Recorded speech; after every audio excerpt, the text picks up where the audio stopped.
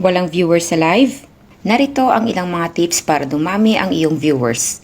Una, alamin ang oras kung kailan maraming tao ang online sa Facebook. Madalas ito ay sa gabi o weekend. Pangalawa, ipaalam sa iyong mga kaibigan at followers or Facebook groups para marami ang makaabang sa iyong live stream. Pangatlo, pumili ng title na interesting na makakatulong sa iyong target audience. Yung title pa lang is catchy na sa iyong mga viewers. Pang-apat, make sure na maganda ang kalidad ng video at audio ng iyong live stream para lalong maintindihan ng iyong mga viewers. Pang-lima, makipag-collab ka sa ibang content creator. Mag-invite ka ng isa or dalawang content creator sa live mo.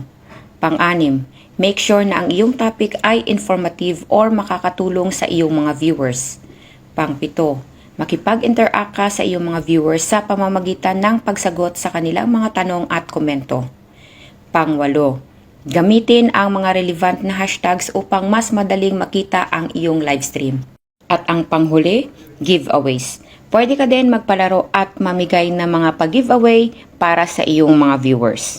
So ayan guys, sana ay may natutunan kayo at makatulong ang tips na ito. Ingat!